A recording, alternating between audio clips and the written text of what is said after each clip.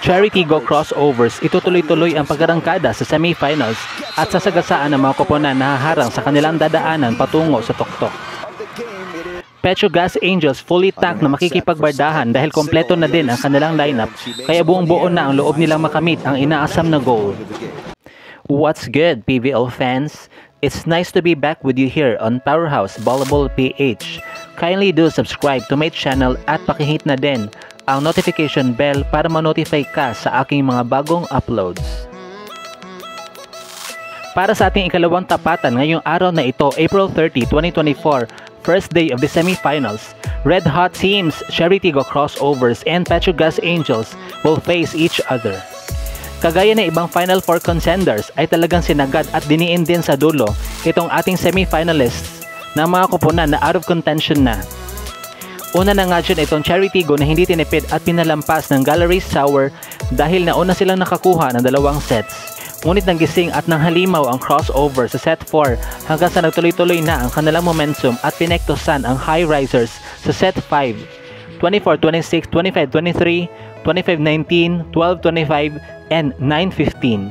Tinanghal na player of the game sa matchup na yon si Alina Bicar na nakapag-contribute ng 4 points with 3 attacks, 1 block, and 16 excellent sets.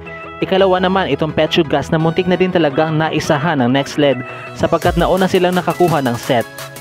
Though hindi umabot sa 5 sets ang laban, pero sobrang dikitan ang mga scores na pasok lahat sa 20-point mark. It's just that nakabalik pa sa laro ang Angels and they were able to win the game coming from behind in 4 super tight sets. 25-22, 23-25, 23-25, and 22-25. Napili bilang player of the game ang isang setter din na si Ivy Perez na nakapagtala ng 6 points with 5 attacks, 1 ace, and 11 excellent sets. Sa naging paghaharap ng dalawang koponan na ito sa elimination round ay umabot nga ang matchup na yon ng 5 nail-biting sets na naipanalo ng CTC, na kung saan hinirang na player of the game si Aya Daslea Laure na na-POG pa talaga sa kaniyang kaarawan. So sino nga kaya ang magwawagi ngayon? Will it still be the Charity Go crossovers na kahit nalagasan sila ng isa sa kanilang inaasahan na si Maylene Paat, kaya siya mismo ay may tiwala na may handa mag-step up para sa kaniyang pansamantalang pagkawala? Or this time around it will be the Petrogas Angels na hindi nabawasan pero nagdagdagan naman ng isang MJ Phillips na nangakong tutulungan ang kaniyang koponan na muling makarating sa hinahangad na finals appearance. Samantala, another bardagulan na naman po ang ating matutunghayan between Aya Laure and Brooke Van Sickle na paniguradong magpapalitan ng mga pamatay sunog na palo. Tagisan sa gitna ni na Abby Maranyo at ang nagbabalik na si MJ Phillips, ang asan at asaran ng former Lady Samarouse na sina Zach Carandang versus Remy Palma, and lastly ang mag-orchestrate ng mga plays na sina Alina Bicar and Janelle Cheng.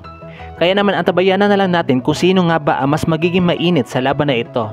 Mamaya na po yan roughly around 6 PM na gaganapin sa PhilSports Arena. At dito na nga po nagtatapos ang ating video. Thank you so much for watching. Kindly do subscribe to my channel at pakihit na din ang notification bell para ma-notify ka sa aking mga bagong uploads.